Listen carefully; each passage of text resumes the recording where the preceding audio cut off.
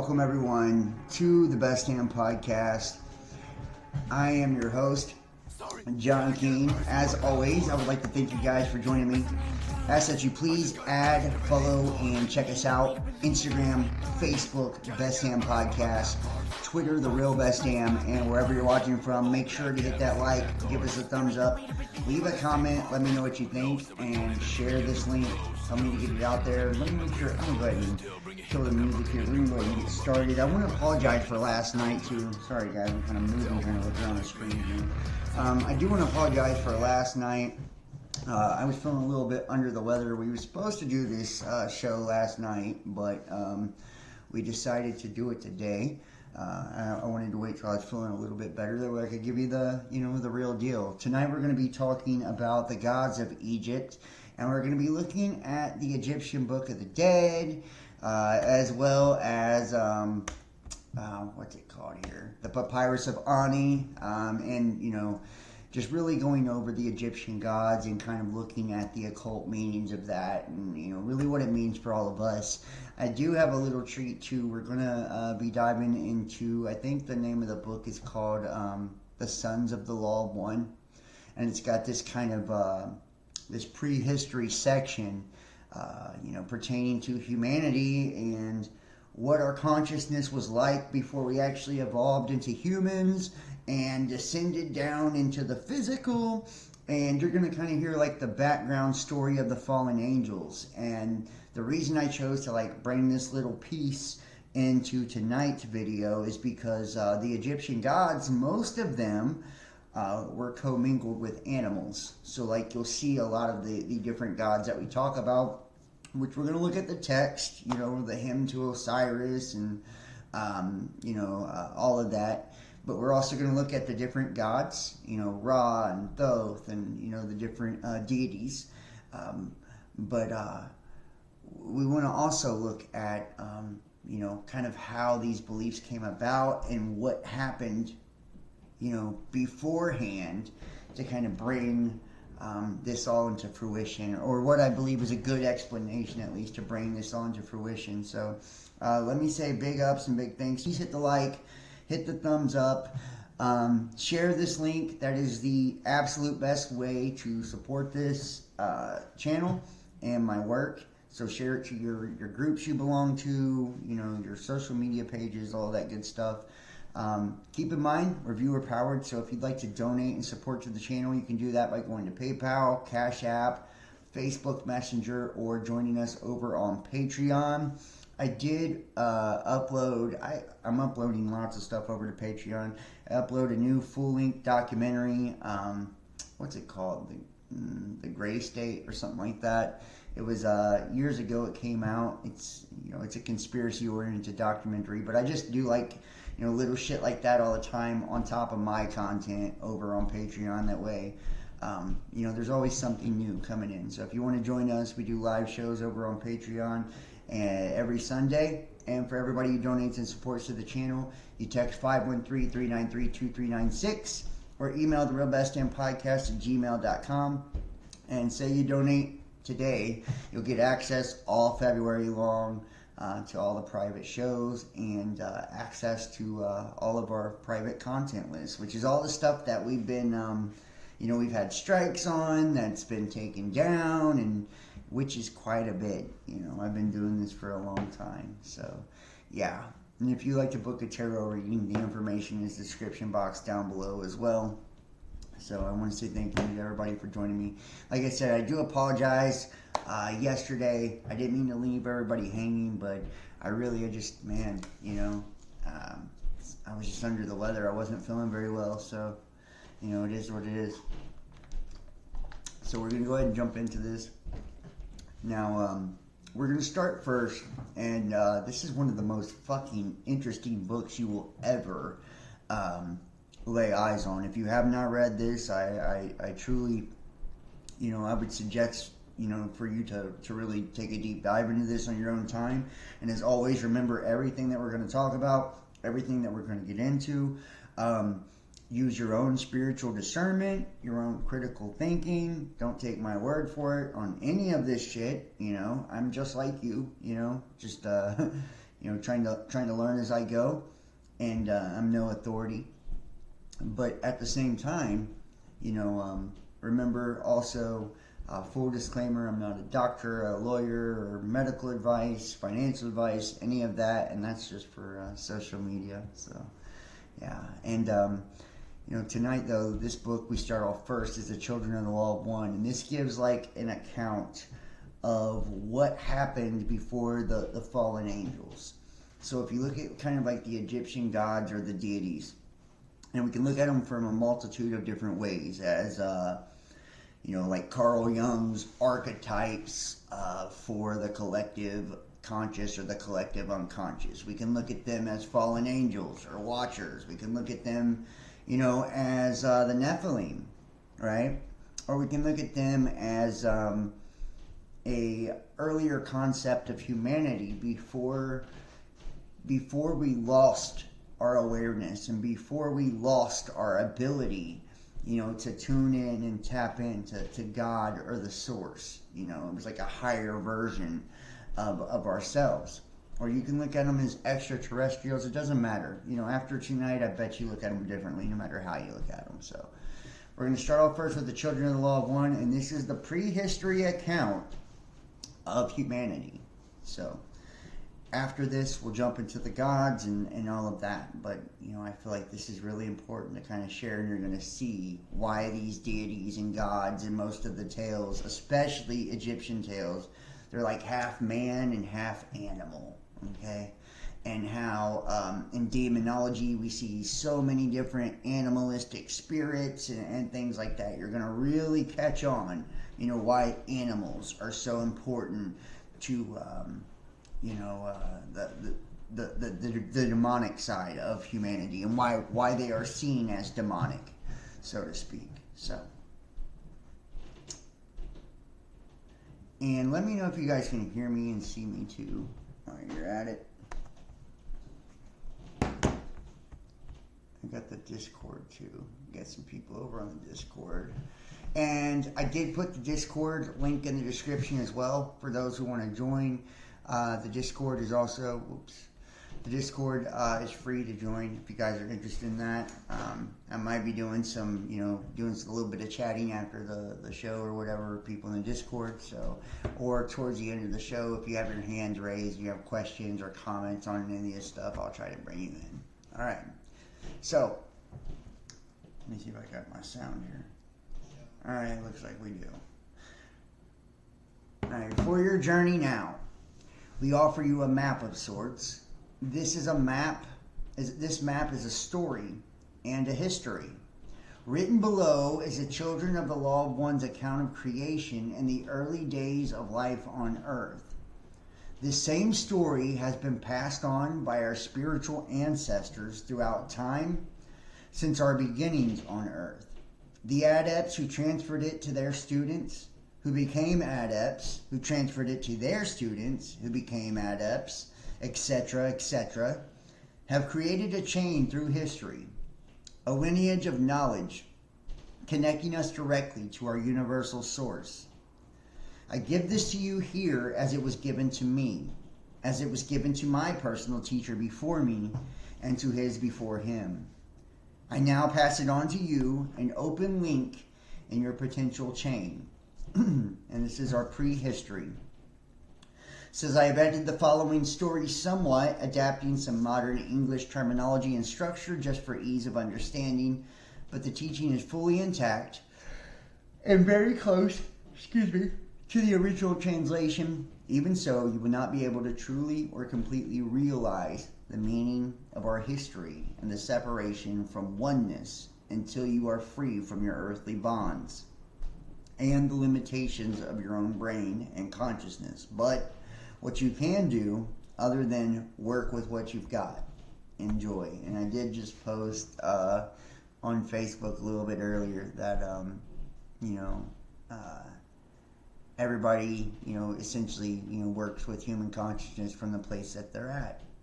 So it's like, we can never truly hold a grudge against anyone because, no matter where we engage with them at that point of our life, they were they were limited to the place they were at conscious-wise. They were only so conscious at that time, so we could never really hold grudges against people because it was their unconscious part of themselves that actually, wronged us or whatever when we hold grudges against people. Now, know your true self and you will know the true story. Know your whole self and you will know the wholeness of the truth. All is one. There is no other, thus it always was, and thus it always shall remain. We once experienced only oneness, one being with no divisions or separate parts. There was no time, no space, nothing other, than the us. And now I'm going to start yawning. It's just like every time I do a video.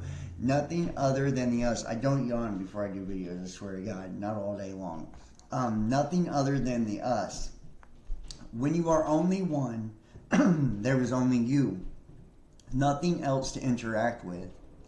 In order to experience interaction, to experience being with someone else, to experience play, the one divided within itself, duplicating the one, thus creating many ones, many beings within the one. Part of this was what modern science calls the Big Bang. Still one being, now in many parts were we, capable of pretending to be other than one, while still being one in harmonious consciousness. By vibration was it done. Division, multiplication, and expansion of the one. Set into motion were vibrations throughout the universe. On it went, dividing, multiplying, creating new aspects of vibration through the overtones of harmony and ripples of the interacting vibratory reflections. Created this many new things, and also initiated the time and space. Each of us were the entity of the one, the entirety of the one, the dark, the light, the stars, the planets. All of us were macrocosms of the one, in clusters or groups. We were in all directions, we being the entire universe. We then roamed ourselves as consciousnesses, as beings that cannot be described or understood by the present earth consciousness. Yet, describe I will try, as best I can. Our existence was, as close as you can comprehend in your present consciousness, as beings of spirit, energy, light, star groups, solar systems, or soul systems. The groups that be the foundation of vibratory frequency in creating the physical plane of matter, the appearances there, and that which forms the body of that plane. Unattached, ever flowing with the flows of the universal one were we, enjoying all the wonders of our new creation. Our consciousness, both semi-separate from, yet still one with, the entire creation of the universe, allowed us the experiencing of new and different things. But within this new creation were the material planes. These were the realms in which existed the most dense or slowest spectrum of vibrations. There were many material planes throughout the universe, the earth being just one. The story I'm about to tell is only of those who manifested in the realm of the earth, but others of us manifested in the material planes of other solar systems. Some are now of the higher consciousness. Kindred beings are they from other worlds, but some from other worlds are of the selfish and evil. When we came upon the world of the earth, we had no comparison, no experience of the like, no expectation of what would be. The first group of us to discover this material plane were in awe of the new sensations it offered. This first group, or first wave of souls to materialize, was the first to enter the vibrational spectrum of matter in the time-space of the earth. They experienced such pleasure from playing in it that they projected themselves deeply into matter, in thought forms, using thought to create a body that were the most stimulating, the most sensational. So just kind of imagine here,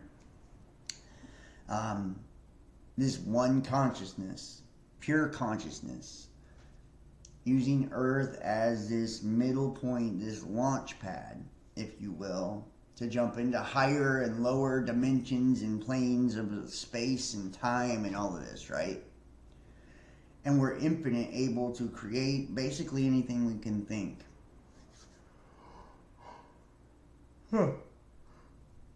So, we're receiving this pleasure from jumping into the physical, right? Which we call matter. Projecting ourselves into this, and this is what Earth has become, like this playground, to project ourselves into and to experience all of these pleasures, through the senses. Now, with that in your mind, us experimenting, with these different thought forms and creations as we're one consciousness still. A group of us decides to project into Earth, not knowing the consequences of what happens upon projecting into certain parts. So listen. In thought forms, using thought to create a body that were the most stimulating, the most sensational. Those of the animal realm creations. In creating these bodies, assorted aspects of different animals were often combined to achieve what they thought would be very desirable blends. Bird head, human bodies. Norse body, human head. Goat head, human body. Fish tail, human torso. And many, many more variations. These would much later become known in Greek and Roman mythology by many names. Centaurs, minotaurs, mermaids, etc. Unfortunately, these ones, our close kindred, had no way of knowing that as soon as they hardened their thought forms into matter, becoming these creatures, that they would lose all awareness, all consciousness of most things beyond their new bodies and their immediate environment. They became trapped in these forms. Now think about that. Our thoughts and our beliefs create our reality. So this pure consciousness, as it's thinking of like the coolest fucking things it can think of, It's like, I want to be half man, half goat. These two things are awesome and I love them, or half fish, half beautiful female, creating mermaids, like things like that.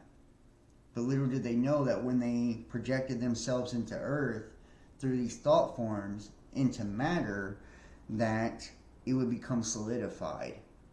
They had solidified their reality, and by doing so, they lost that connection to the oneness. They lost that full awareness because they had become a being, and now they're trapped in a human and animal consciousness, right? So they have human traits along with the animal traits. And remember, animals are more of a base creature, even though they're in natural harmony with nature. Still, they're savage, right? Like, animals will kill each other over mating. Animals will kill each other over food, right? There's no empathy in animals, so to speak. So, these beings are now half man, half God, half animal.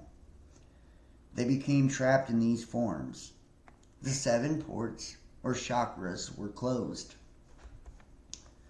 cutting off their contact of the full vibrational spectrum, and thus all their perceptions and interactions were thus based only on the limited vibrations they could detect through only 5 vibrational sensors. These five senses could only monitor very limited frequency bands of the full universal vibrational spectrum.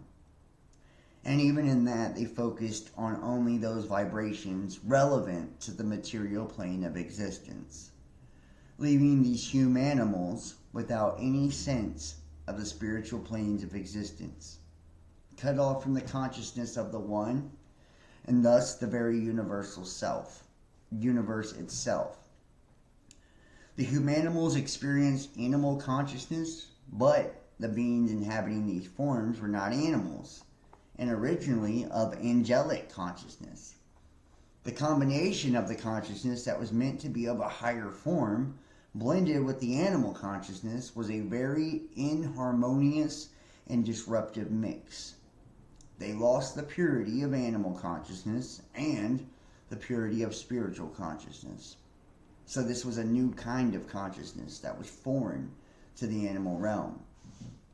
This new consciousness was separate consciousness and was of a fixed, focused nature and reverse polarity in comparison to the consciousness of the One. Intelligence was also severely curtailed in the humanimals, being similar to the intelligence of the types of animals that they were modeled upon.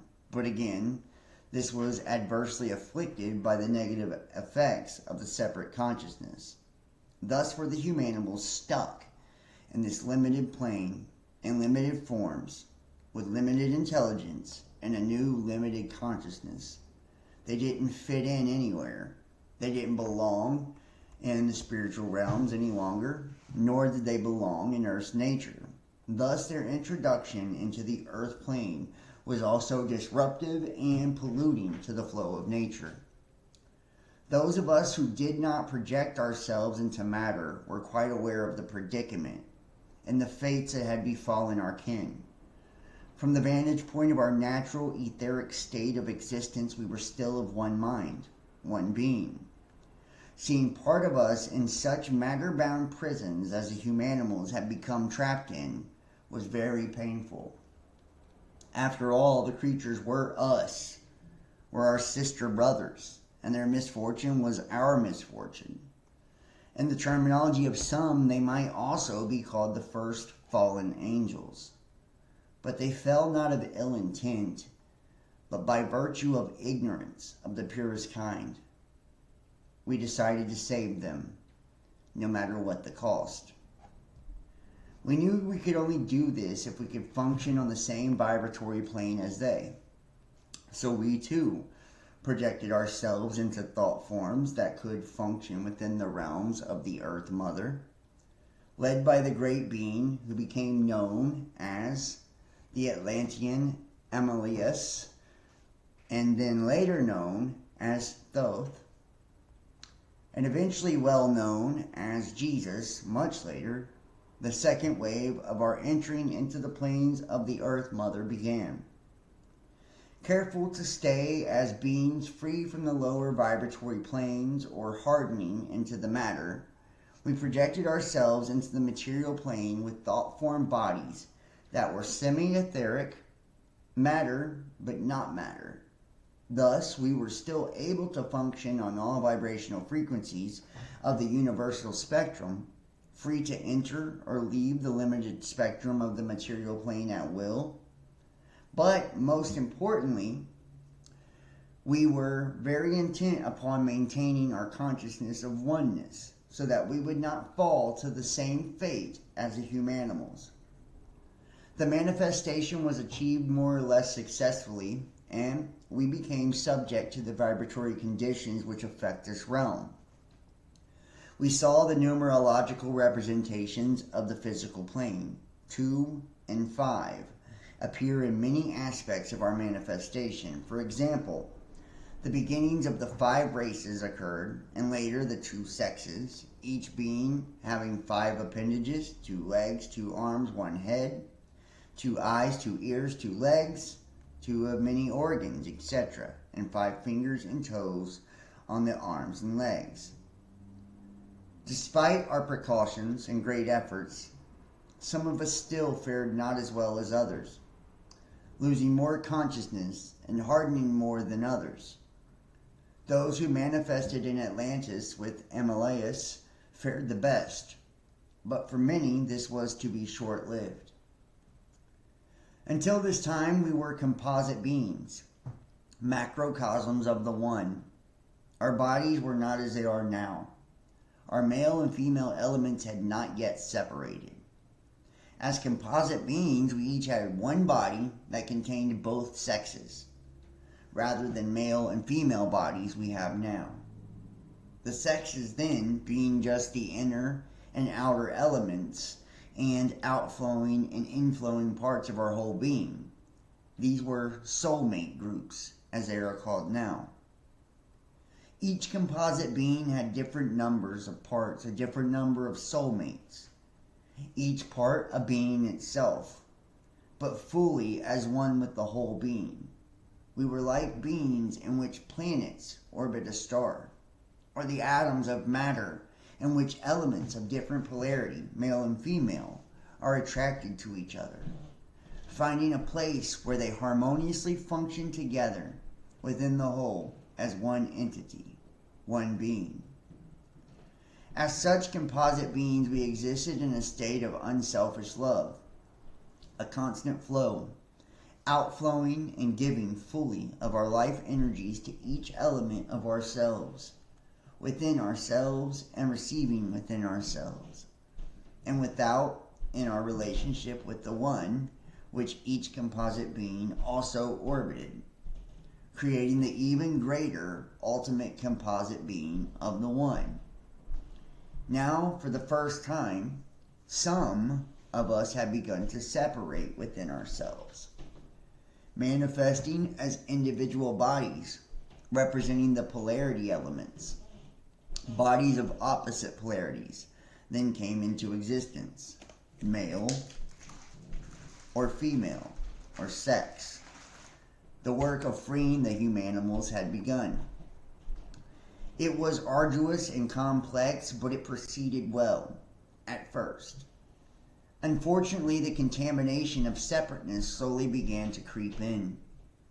We started slowly tasting so many of the things that had instantly trapped the humanimals.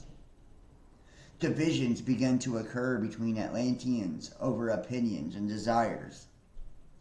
The next symptom of our disintegration was upon us, and this disease would eventually bring down Atlantis. Even in this higher state of manifestation, which we thought would keep us safe from the loss of consciousness that plagued the humanimals, some of us succumbed to the lure of material sensation, like the drug addict would behave with an unlimited supply of drugs. We began to delve more into the indulgences of this plane until we were lost in it, drowning in it. In the frenzy of our addiction to physical sensations, we disregarded all our precautions and wariness. Soon our thoughts and actions had collected matter from this material world that surrounded us and hardened our thought forms, making us matter-bound also. Our consciousness simultaneously slipped. Our gradual loss of consciousness of oneness gave way to that new consciousness of predominant separateness. The consciousness of predominant separateness was foreign to us, a totally new experience, and along with this new consciousness came new emotions, some pleasurable and some painful. Strange new things like greed, envy, lust, excitement, fear, and desire. Some of us vigorously strived to maintain a semblance, and we were able to experience the emotions without being ruled by them.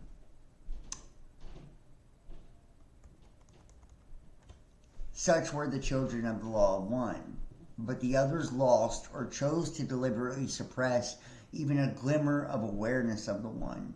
These beings became lost and enmeshed in separateness, outside of the consciousness of oneness.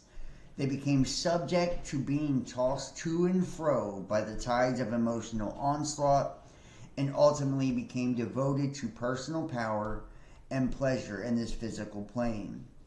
These beings became known as the sons of Belial, even if they were female.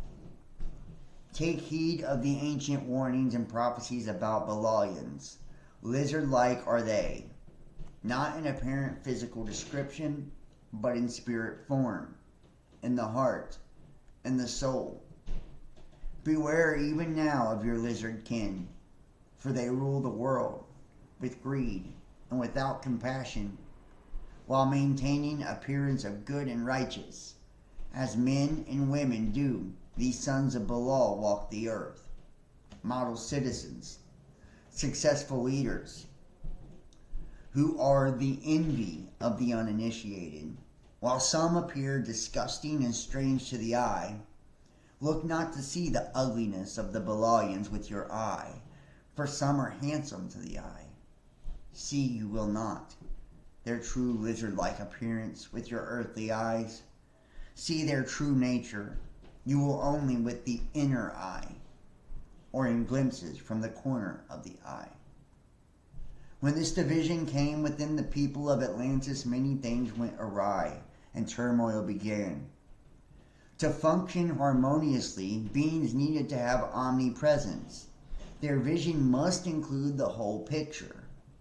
But when the attention is fixed and focused on the reverse polarity of separation, all that is seen are parts of the whole. Those parts that are not filtered out by the illusions of separate consciousness. It is a limited view at best, and often is a lens distorted by emotion. Without awareness of the whole picture and the guidance of a coordinating force, actions become uncoordinated with others.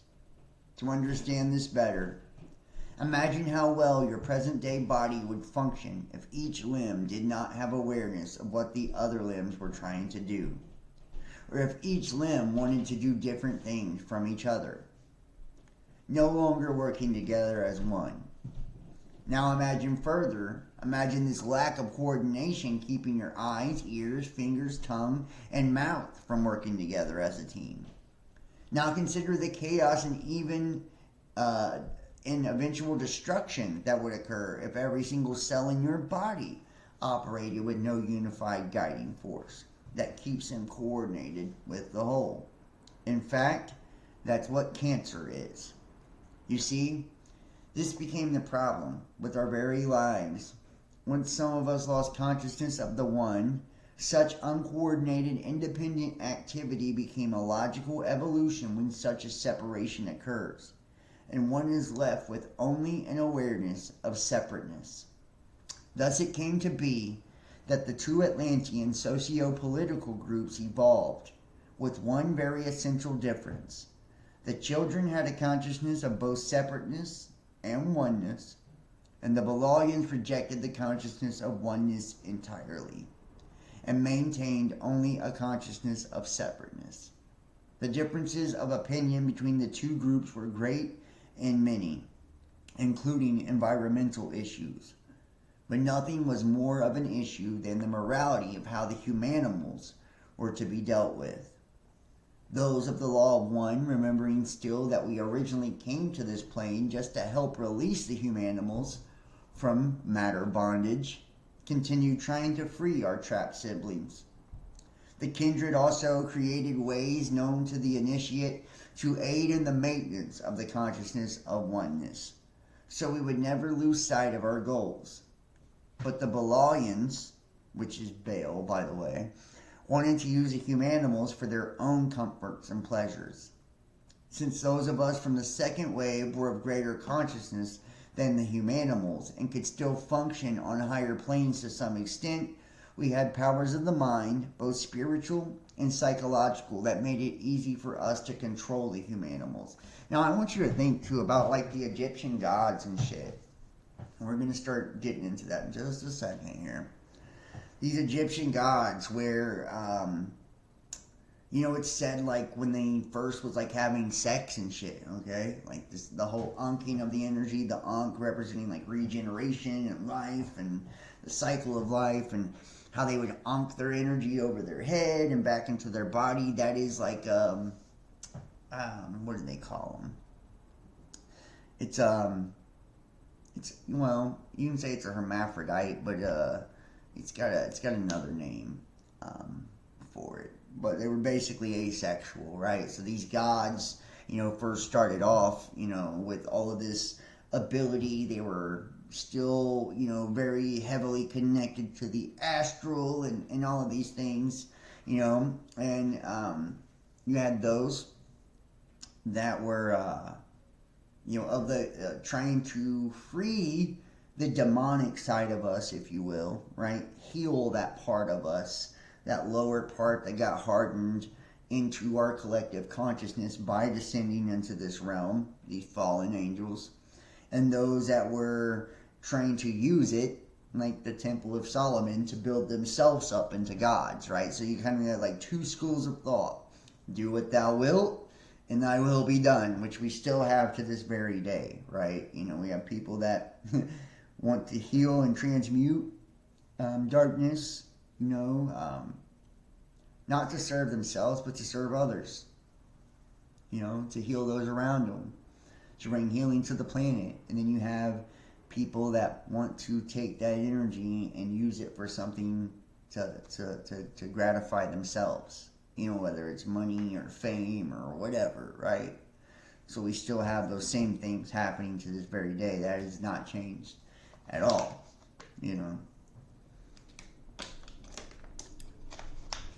And it was our fall, our original fall from this sons of God state. And it kind of tells you, essentially this creation story. So think about, too, like when these Egyptian gods, with bird heads and, dog heads and different things like that. Or when you look at Greek mythologies, as well, the centaur, the minotaur, all of this. Mermaids, how they would kind of be turned into as deities, because that would have been the first beings that actually were on earth, would be those half god or sons of God, which is, to me, represents angelic consciousness, or God consciousness, and then half animal, right? So we're, let's see how much we have here.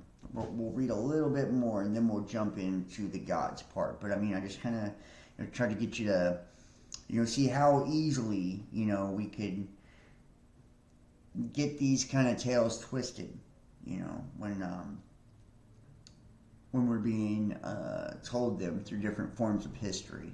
Because we know, like, I know a lot of people want to take every biblical story and every historical story. Think about it. Even Adam and Eve and shit, right? In the Nag Hammadi. What was one of the first things that happens to Adam? Right? He gets to name all the animals.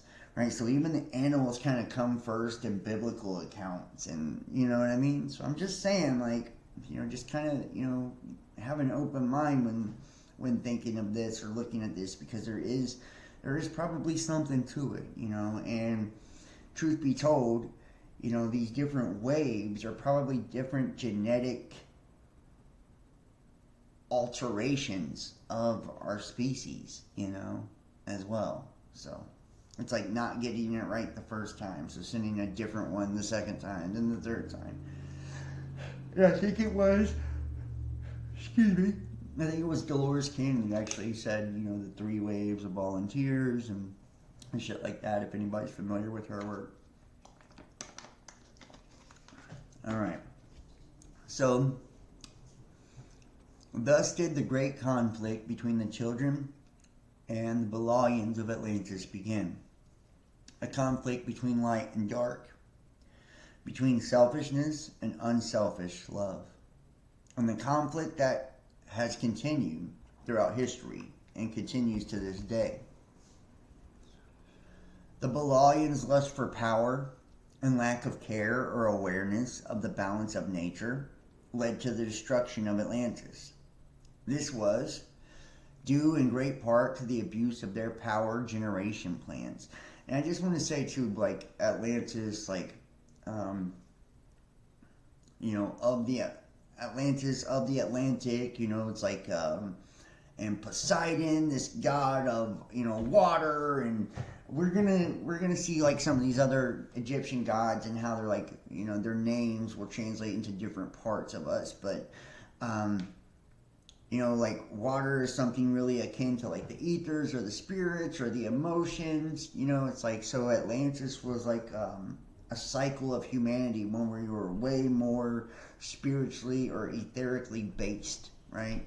So the fall of Atlantis is like really a fallen consciousness if you think about it. We're more land-based, earth-based now. That's why it went from, if you look at like the Tales of the Anunnaki, it was like Ea, which was Lord of the Water first, and then he became Lord of the Earth, right, which is land. And so you went from Lord of the Water, when you separate the waters of the firmament, waters above and below, which is like your spiritual, your ethers, right? Your ethers, your dream world essence, your emotion, and all of that, living water, and then which Christ walked on water, right? So and translating into like a Lord of an earth, and then like in the Cthulhu mythos, the Cthulhu dragon. Or serpent is actually a god of the earth too, and we're going to see in Egypt they have a very important god that's also known as a god of the earth. So this is like a recurring theme we'll see. When the final destruction occurred, Grand Master Thoth, which is Thoth, right, or Thoth, then led us to the land of Kim to complete the great work of evolving the humanimals. As gods were to the people of Kim, and yea, did they think the humanimals to be gods. And like I said, I didn't even know that yet, because I hadn't read that part. But they thought that the humanimals were gods, right? So, Thoth, I think, was a bird head. Horus had a falcon head, and, all these different gods, they have different, animal characteristics. Yea, did they think the humanimals to be gods, and so it was done.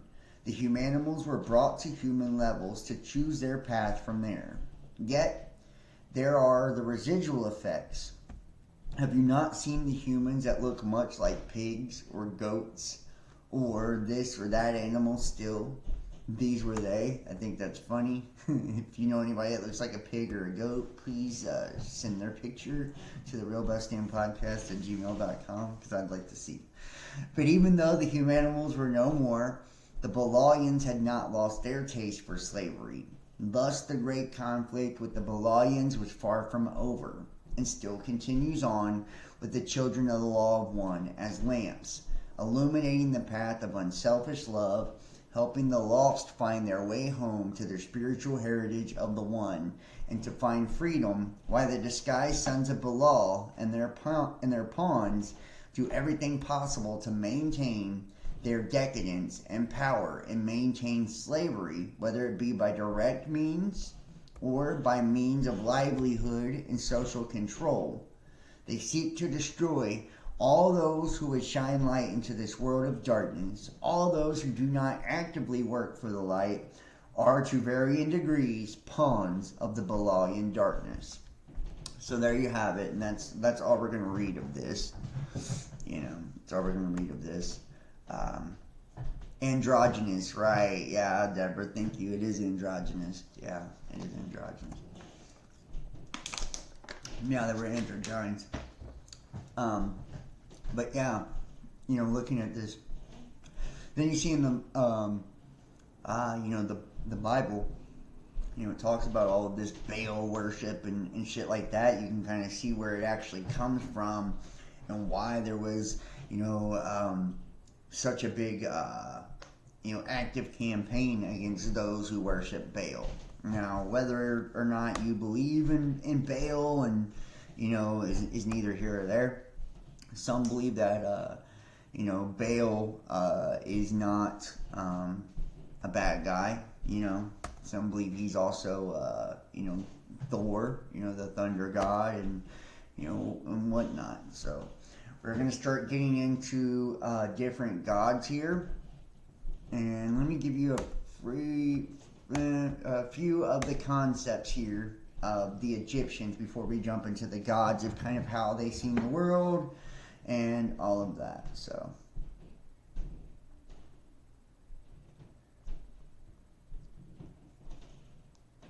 and make sure if you are watching this over on YouTube or Facebook or wherever, and hopefully it went live on Facebook. I think it did. Let me check. If you are watching it over on YouTube or Facebook, yeah, it looks like it is live over there. Alright. That you hit that like, comment, and all that good stuff for me, guys. I really would appreciate it. So, alright. Now, in the Egyptian belief, and this is the shape of the world here. Hopefully you guys can see this. I'm trying to make sure I can watch this from otherwhere. Okay, yeah. So the shape of the world here. In the Egyptian belief, the disorder that predates the ordered world existed beyond the world as an infinite expanse of formless water. Right? We just talked about this. How you're going to see this shift from, you know, like I said, Ea, Lord of Water, to Lord of Earth, and all of that. Personified by the god Nun. The earth, personified by the god Geb, is a flat piece of land. So you flat earthers out there, you'll be happy to hear that. Is a flat piece of land, but this is, I believe it's like a snow globe, and this is kind of how they describe it.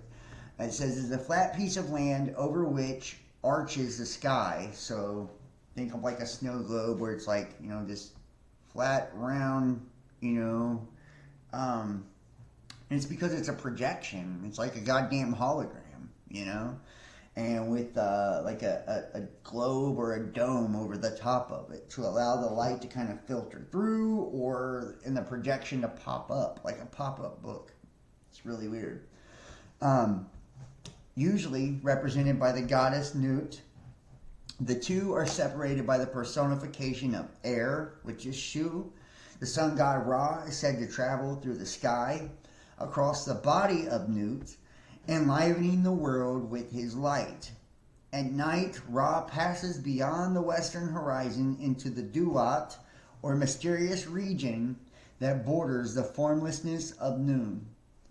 At dawn, he emerges from the Duat in the eastern horizon. The nature of the sky and the location of the Duat are uncertain. Egyptian texts variously describe the nighttime sun as traveling beneath the earth and within the body of Nut.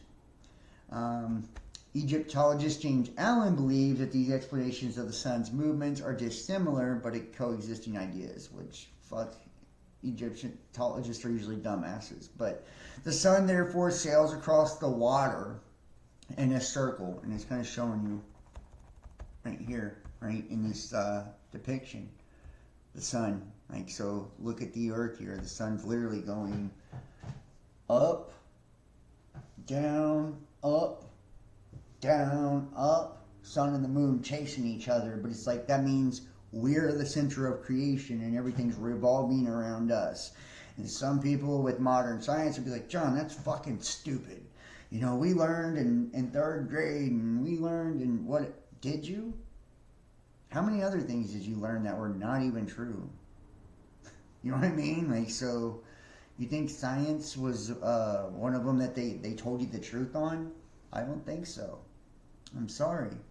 If it serves the powers that be none for you to know that, for one, you consciously create your entire existence.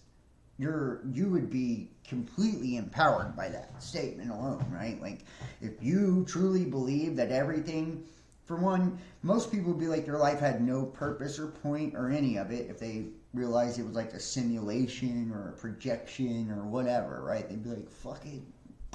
You know, they'd be over it, right? Because they think that meant God wasn't real and all that, which is not true at all. It actually just proves it all. But still, that's how people are. Because it wouldn't fit their concept they were told by church and all of that. And then imagine if everybody knew that they were the conscious creator of their reality. First off, we'd all have to take accountability for everything that we experienced and did. You know, there's one. Nobody wants to do that. We all want to blame it on somebody else and talk about how unfair life is and, you know, this and that. When you figure out that it's your fucking fault, you know, you're either A, going to hate yourself, you know, or B, you're going to, you know, you're going to change. You're going to do something about it. You know, and I think most people, you know, even if you hated yourself at first, over time, they eventually be like, well, fuck this. That means I can change it as well. I can make something good out of it. You know, and they don't want that. They want you to feel powerless to the system and under control to the system. And then, finally, if you found out that you were the center of creation, not only does your reality hinge on your existence, right? Not only does your reality, like you determine your reality by your beliefs, you know, by what you think and your energies, and you attract things according to your frequency and all of that, right? That's enough right there to make somebody feel totally empowered, and not be controllable, not be able to pull the wool over their eyes. But then you tell them that the entire creation is actually built around them.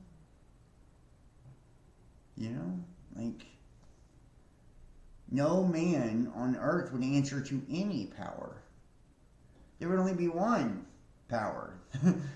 God. That would be it. Like, you'd be like, oh, so you're telling me I have to give you how much of my money in taxes? You're telling me I have to pay to live on this land you think you own because you just say you own it and you have a piece of paper saying you own it? It just wouldn't. None of our societal constructs would be able to hold up under, you know, that, just period. You know, there would be no authority within government, no authority, you know, or the illusion of authority that we have now. Like, you know, COVID and all that shit. Do you think they'd be able to trick everybody by saying the doctor said this and, you know, all of that? No. People would be like, you know, your doctor is no fucking authority, you know?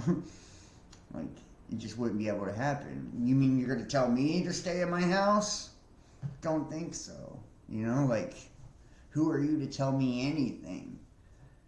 You know, you wouldn't buy into all of the, alien psyops and shit either, you know, like, and remember, it was, Reagan that said, you know, we need an outside threat, you know, to bring the whole world together for a new world order, you know, like, so it's the alien psyop that could do that, by saying, oh, we all gotta come together because we're being invaded by these, you know, aliens and they're a threat and this and that. And it's like, we've never seen one shred of evidence to say that there is any species outside of, you know, any of this, you know, outside of us at all, you know, at all.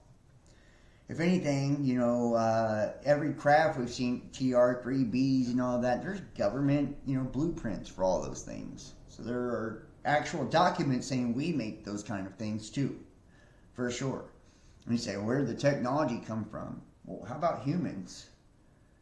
You know, what makes you think if we created AI and pyramids and all these things, we couldn't create fucking UFOs too? You know? Or we wouldn't be able to tap into altered states of consciousness and communicate with ourselves at another dimensional level and think that we're talking to ETs. Like, that's the thing. Even if there were aliens, it's still just another version of us, is my point. There would be nothing outside of you. Nothing that could control you. Nothing that could, you know, you would never fear anything. You know, and you would know you were incredibly special, powerful, and important. Your life would have true purpose and meaning. And they could never, you know, they could never change that if you just had those basic fundamentals down. So, and And it would also mean that everything is connected to, that all those stars and planets and stuff, they're all sending and receiving energies and frequencies and signals, and they're all playing their role, in this giant dance we call life or creation. So it means there was someone that intelligently created it all in order for it to have its laws, its rules, and its balance and its mechanisms of working. So, where am I at? The fertile lands of the Nile Valley, or Upper Egypt, and I've talked about this in previous videos. Upper and Lower Egypt is talking about the higher and the lower self, and you see it in the Bible all the time, by the way. The fertile lands of the Nile Valley in Upper Egypt, which is the higher self, and the Delta, which Delta means sleep, in Lower Egypt lie at the center of the world in Egyptian cosmology. Outside them are infertile deserts. So outside of the higher and the lower self is the desert, right? It's infertile. It doesn't have life in it because life is within yourself, which are associated with the chaos that lies beyond the world. Somewhere beyond them is the horizon, the Akhet. There, 2 mountains in the east and the west mark the places where the sun enters and exits the Duat. Foreign nations are associated with hostile lands in the Egyptian ideology. Foreign people, likewise, are generally lumped into with 9 bows. 9 bows, because there's 9 dimensions, 10 altogether, 10 being God, right? We've talked about this as well. People who threaten pharaonic rule and the stability of Maat, which truth in Maat is light. Although people allied with the subject to Egypt may be viewed more positively for these regions, seasons, events, Egyptian mythology rarely takes place in foreign lands. While some stories pertain to the sky or the Duat, Egypt itself is usually the scene for the actions of the gods. Why? Because you're the fucking gods. Often, even the myths that are set in Egypt seem to take place on a plane of existence separate from that inhabited by living humans, which is, the spiritual realm, which gives manifest to everything physical. Although in other stories, humans and gods interact. So in either case, the Egyptian gods are deeply tied to their homeland. Time. The Egyptians' vision of time was influenced by their environment. Each day the sun rose and set, bringing light to the land and regulating human activity. Each year the Nile flooded, renewing the fertility of the soil, allowing the highly productive agriculture that sustained Egyptian civilization. These periodic events inspired the Egyptians to see all of time as a series of recurring patterns regulated by Maat. They were cycles, right? Nothing new under the sun. They were cycles. Renewing the gods and the cosmos. Although the Egyptians recognized that different historical eras differ in their particulars, which are different astrological or zodiacal seasons, arrhythmic patterns dominate the Egyptian perception of history. Many Egyptian stories about the gods are characterized as having taken place in primeval time when the gods were manifest on the earth and ruled over it, which we just talked about, right? And after this time, the Egyptians believed authority on earth was passed to human pharaohs. The primeval era seemed to predate the start of the sun's journey and the recurring patterns of the present world. At the other end of the time of the cycles and the dissolution of the world, because these distant periods lend themselves to linear narratives better than cycles of the present. John Bain sees them only as periods of which true myths take place. Yeah, to some extent, the cyclical aspect of time was present in the mythic past as well. Egyptians saw even stories that were set in a time as being perpetually true. The mythics were made real every time the events to which they were related occurred.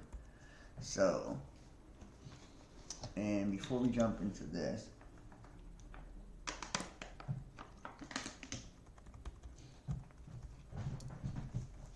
we're gonna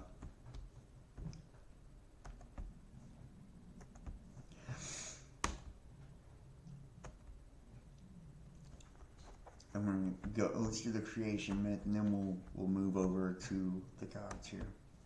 The creation myth. Ancient Egyptian creation myths are the ancient Egyptian accounts of the creation of the world.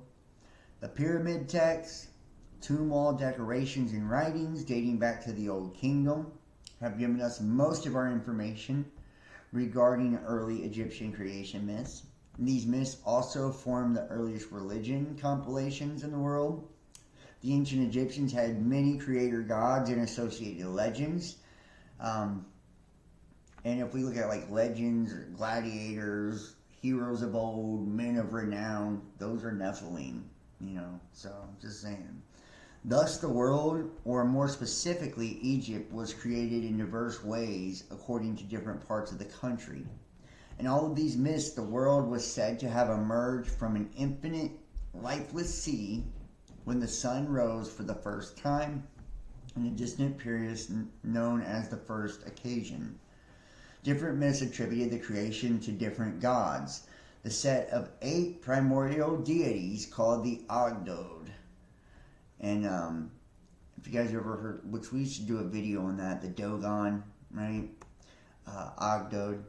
The self-engendered god Atum and his offspring, or Adam. The contemplative deity Ptah, and the mysterious transcendent god Amun, or Amen-Ra. While these differing cosmogonies competed to some extent, in other ways they were complementary to different aspects of the Egyptian understanding of creation. The different creation myths had some elements in common. They all held that the world had risen out of lifeless waters of chaos called Nu. They all included a pyramid-shaped mound called the Benben, which was the first thing to emerge from the waters. The elements were likely inspired by the flooding of the Nile River each year. The receding floodwaters left fertile soil in their wake, and the Egyptians may have equated this with the emergence of life from the primeval chaos. The imagery of the pyramidal mound derived from the highest mounds of earth emerging as a river receded. Think about like your deluge and your flood fucking tales and shit that happened all across the world. It's so it's like Egyptian actually came from like after the flood. You know what I mean? So it's like pre-flood, was a whole different species of man that we really, that's why it was like the gods and shit before then. So it's like man came after the flood, after this was, this water, was introduced, meaning we were brought into the physical, So, and if you think about it too, Nephilim, which were giants, right? These giants that had the ability to devour each other as well as men, to me, it kind of, and they were heroes of old, men of renown, all of this, right? And then we think of like, these fallen and all different aspects of this. These flood waters almost seem like this fallen consciousness where man was once, whether we were connected with animal spirits like we've seen in the very beginning here, and what a lot of the gods were believed to be like, or we were more of an astral being before the flood, and we had the ability, and it says so much so, like, we would live 800, 900, 1,000 years, like in the Bible and shit, before a certain point. The Nephilim, which were giants, which, we know the size of somebody physically a lot of times is, compared akin to, so my physical body can only be made manifest by, the battery that's making it. So it's like the bigger consciousness, the bigger my physical body is. And if you look at like fossil records throughout the earth, cavemen and shit like that, and even men 100 years ago were a lot shorter than they are now. Is that, and there's a lot of theories that believe, that's because we're growing in consciousness and evolving. And then you even look at like some concepts of like Metatron being 55 feet tall, right? So that's a huge motherfucker because he's the perfection of man. He's like, He's aware of all of his astral or dimensional selves, right? Nephilim, right? They're like 15 feet tall. They were more godly than you and I, right? They had more awareness and consciousness than you and I, right? They were bigger, okay? So I'm just saying, like, we at one point, I believe, were able to see higher and lower, light and sound and all of that, and then that flood, which was kind of like this washing away of those mixes of human and animal creatures, and into modern man, to where we are now. It's just wiping it out and starting from scratch, with this low consciousness being, this base being that is man. So, for whatever reason, right? For a slave, who knows? A lot of people believe it was for slaves. If we look at like the Anunnaki, maybe, which those from the heavens came, maybe they were outside of this construct, and even if you look at the Sumerian tablets and shit, once they descended to Earth, they started aging and dying and shit too. Matter of fact, they got so much so that they couldn't even exist on Nibiru anymore, so they couldn't leave this place either. They had to, Marduk couldn't survive under the atmosphere. He had to stay here. So, there's just a million different ways of looking at this. I'm just trying to throw some different concepts out, so people can kind of, decide for themselves. Before we go to Ra and some of these, we're going to go to Ahkenatan first. The Egyptian god Ahkenatan, sometimes written as Tajinan, symbolizes the emergence of silt, or clay, or dirt. Remember, like, the original beings are made out of clay and dirt, from the fertile Nile after the waters of inundation recede. So after the Great Flood, right? The meaning of his name is uncertain, but may possibly mean, and here it is.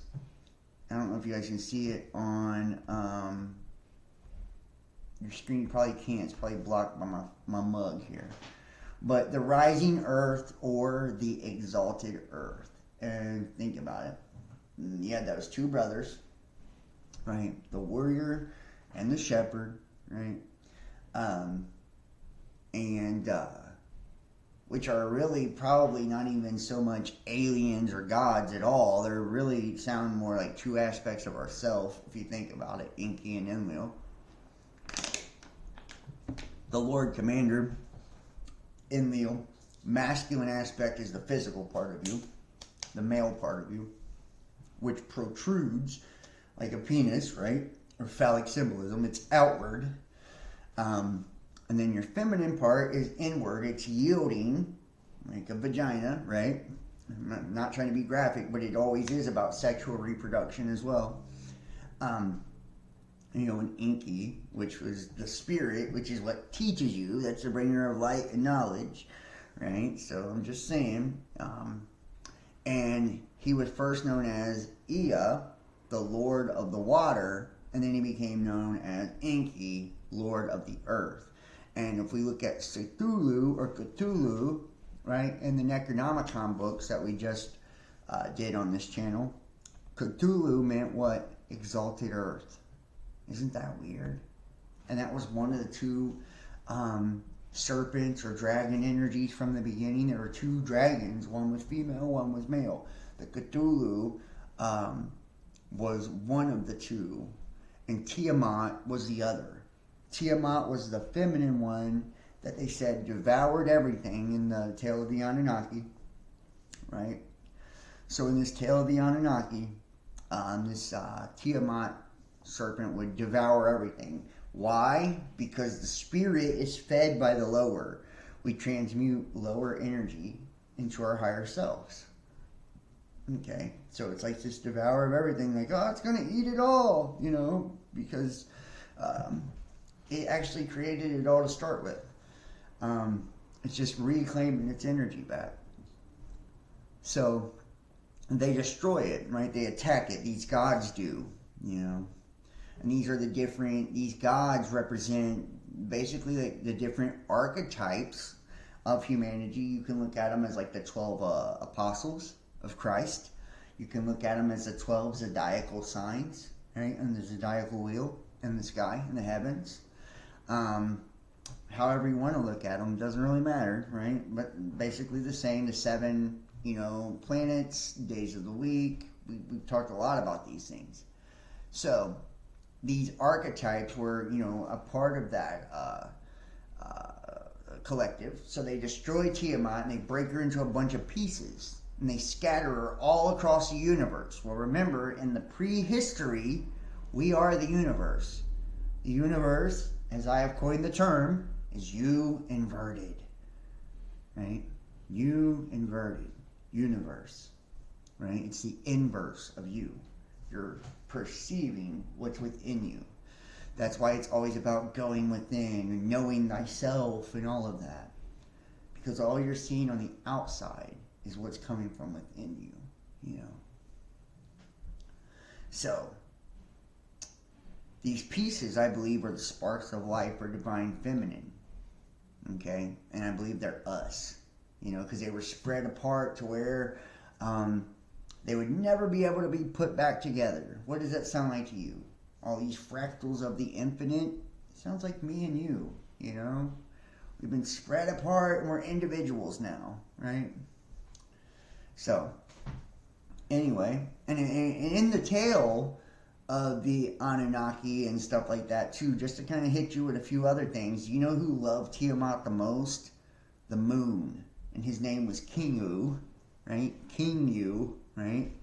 So, and the moon in the Kabbalah tree, right? It's silver, or the Sephiroth, and it's down at the bottom where all the colors converge. And it's also said to be where all the planets come together, and it filters in the awareness of the sun, and it also represents like the woman's menstrual cycle, and so it's very, very symbolic of like humanity in our physical form.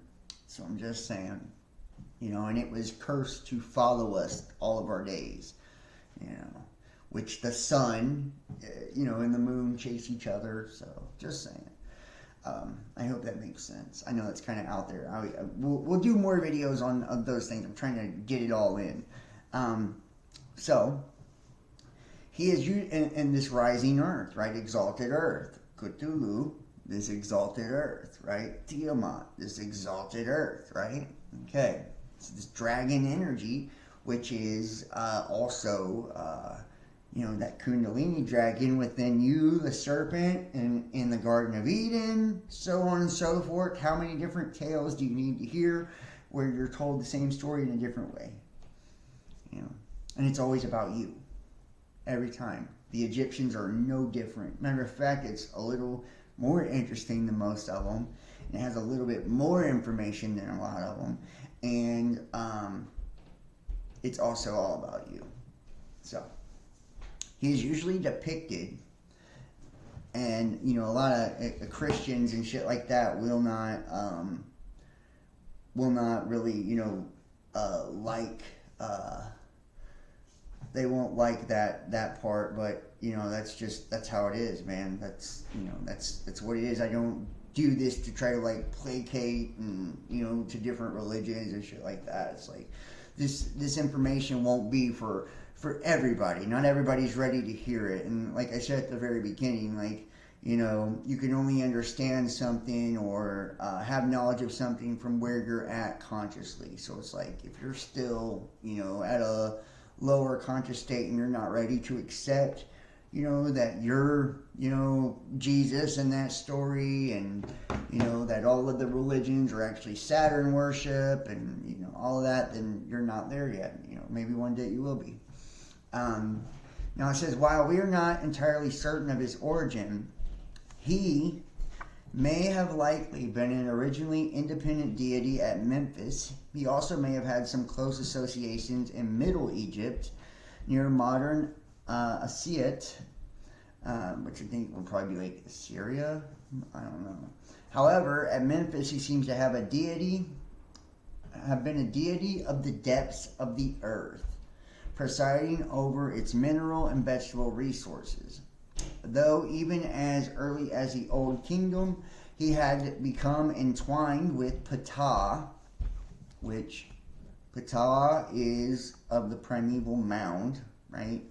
And remember, that pyramid is like part of the creation, right? So primeval mound, pyramid, same thing. Viewed as a manifestation of that well-known deity of Egypt's capital. And the capital of Egypt would be like heaven, right? In esoteric terms, so. And Ptah is like the god of wisdom and all of that, Hence we find him in an important role associated with the creation of the world as formulated on the 25th dynasty, or the Nubian Shabaka stone of Memphite theology. How he became associated with the Egyptian concept of creation is unsure, but several theories have been put forward. One theory holds that he was the counterpart at Memphis of the idea of the high sand, or primeval mound, Ben of the Heliopolis theology. Other theories hold that Ahkenatan was the arable land that was reclaimable at Memphis from papyrus swamps through irrigation projects. He was a very specific piece of land at Memphis, submerged by the annual flood that after it receded, reappeared. And Ahkenatan was a personification of Egypt in the aspect of Geb, the earth god. Regardless, as a creator god, Ptah Ahkenatan held the title Father of the Gods, and thus both the source and ruler of all gods. Ptah as Ahkenatan is the one who begot the gods from all things preceded. Thus we find in the hymn to Ptah, which is the hymn to Ptah, I'll say it real quick.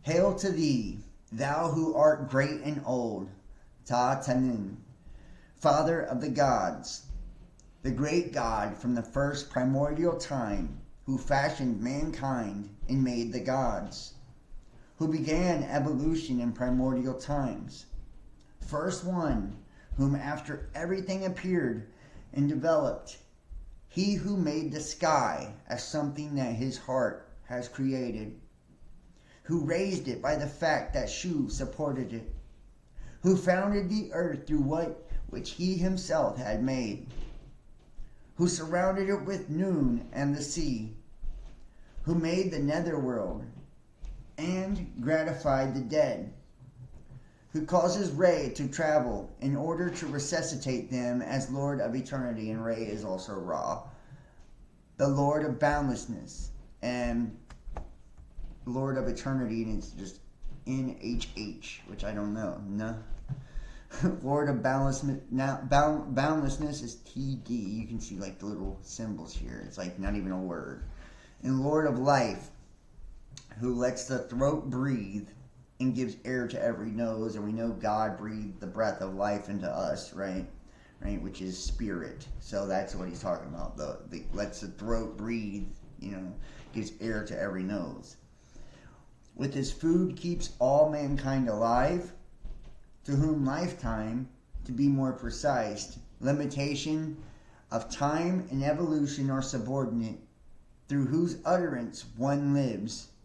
He who creates the offerings for all the gods in his guise, the great noon, Nile in this case, Lord of eternity, to whom boundlessness is subordinate, breath of life for everyone who conducts the king to his great seat in his name, King of the two lands.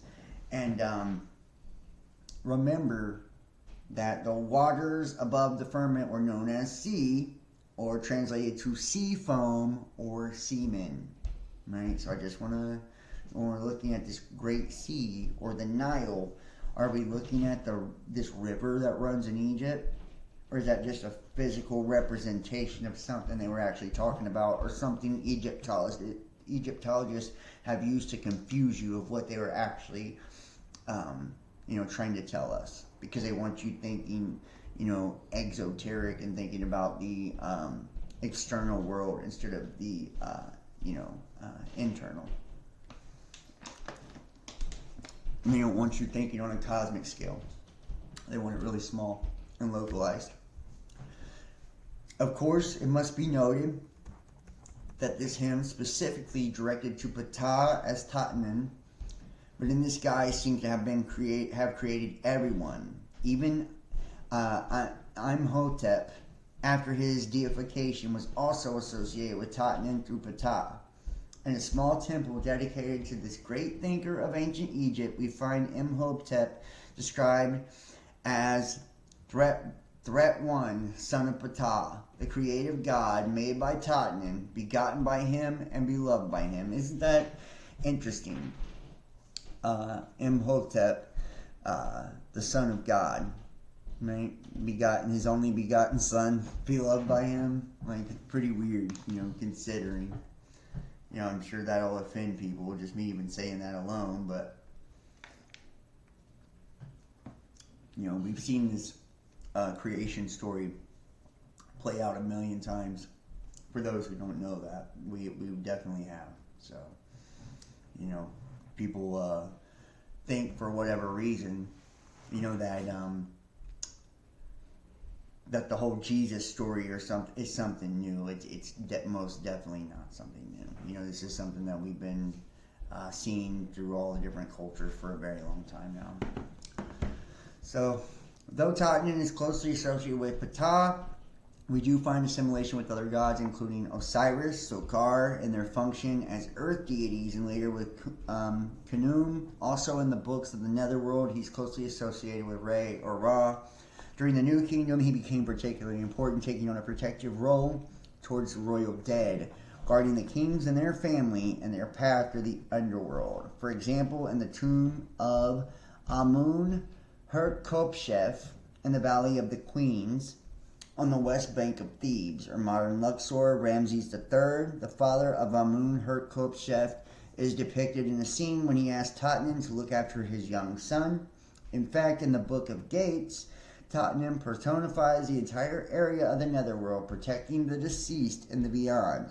He is able to rejuvenate the sun on its nocturnal journey in the Litany of Ra. However, another underworld book, he is listed as a personification of the phallus of the dead king.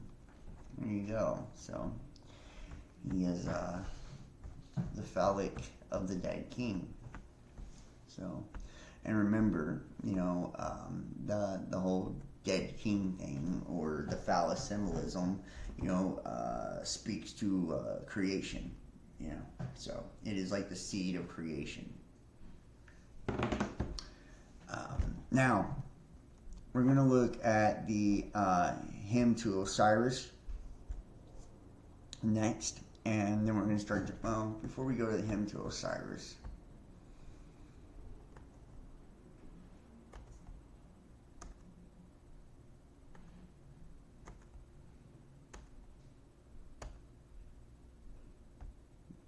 go to Thoth here. Now, Thoth or Thoth, who most of you guys will probably already be familiar with Thoth, the Atlantean priest king, the Emerald Tablets, right?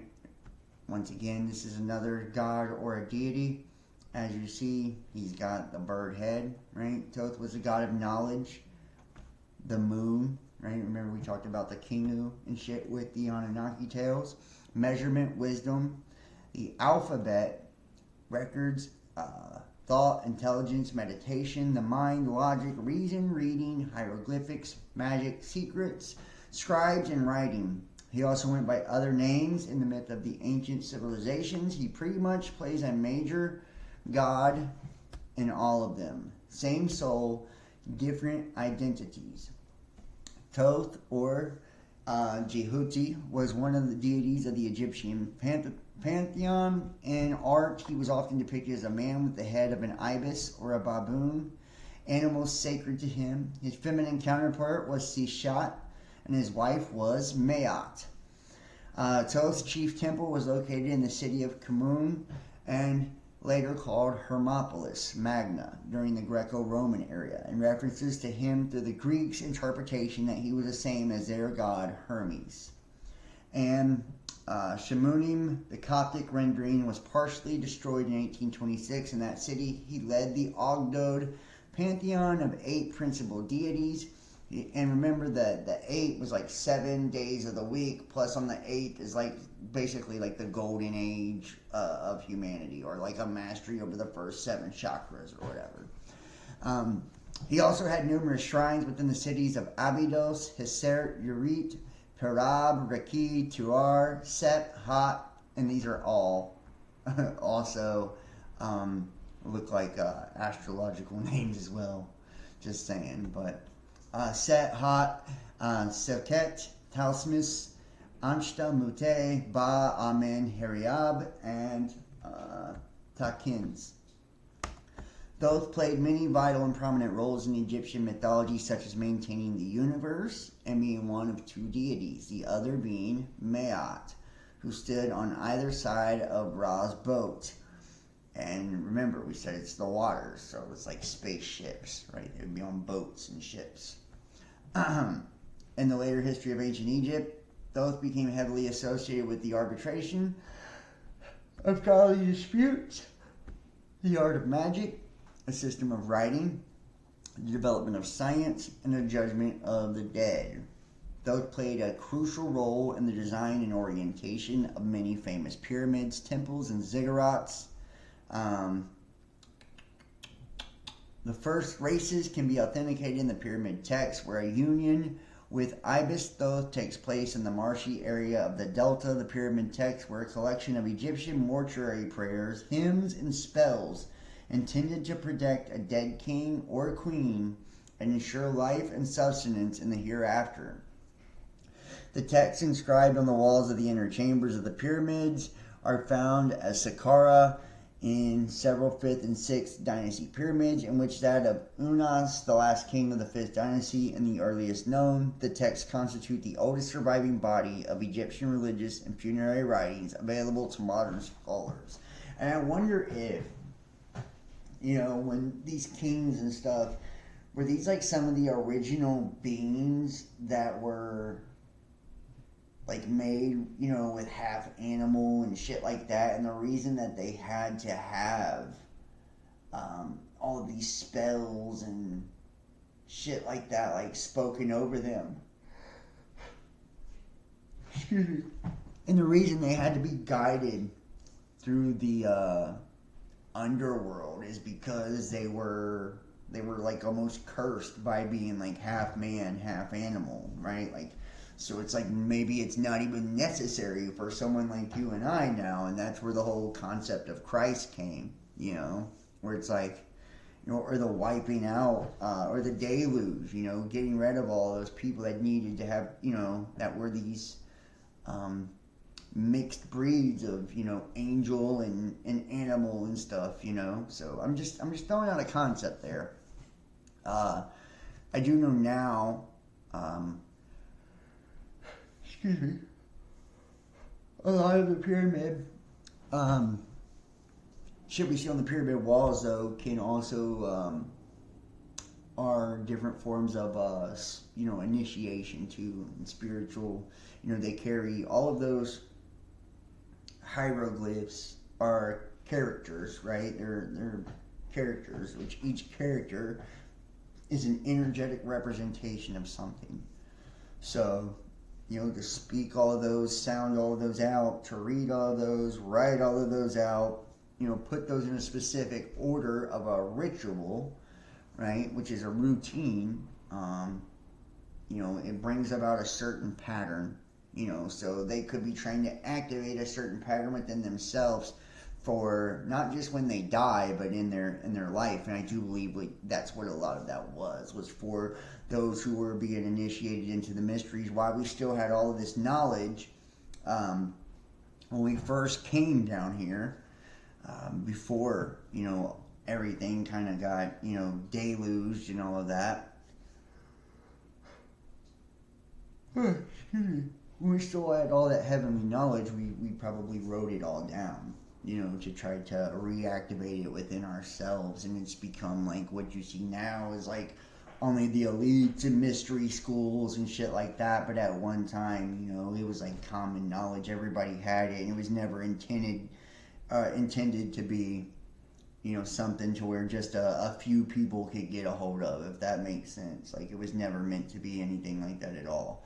It was actually meant to be something very different. It was actually, that way we wouldn't lose that knowledge, right? It was like, we knew we were descending in consciousness. We knew we were solidifying into matter more and more. We knew we were getting,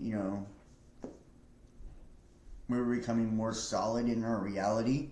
And that it would be a long time before we got the chance to ascend out of here, and this, so after all these humanimals, in essence, or gods, had been wiped out, like, that was basically these texts and, these characters and these energies were written all over the world, in essence. By the gods. And that's why, like, a lot of the pyramids and shit like that maybe seem like they couldn't be built by humans. Maybe they were those Nephilim giants, right, that had higher consciousness and can move shit with their minds, but they were still human, just a different version of us and a different cycle, a very early cycle.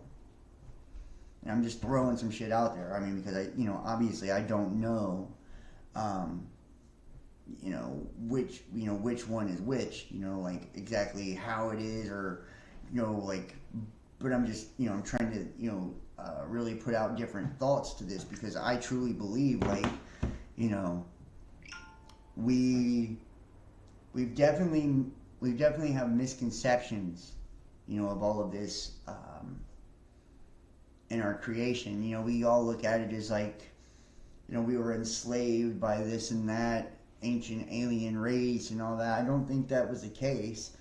I think that we were probably that ancient alien race, and we just looked very different. We were made up of a different composition. We were a different level of consciousness, It was probably us that are those fallen angels, because we were once a part of this infinite awareness, infinite consciousness, and, we built this place to be able to contain, all these energies, or God did, the creator, whatever, and we ended up trapping ourselves down here,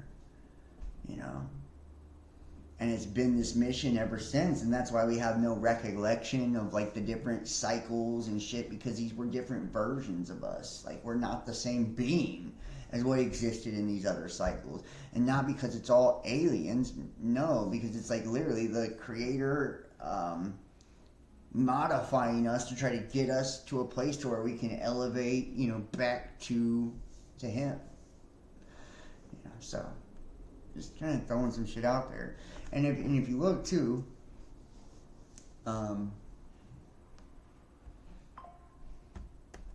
at Thoth, right, in the Emerald Tablets,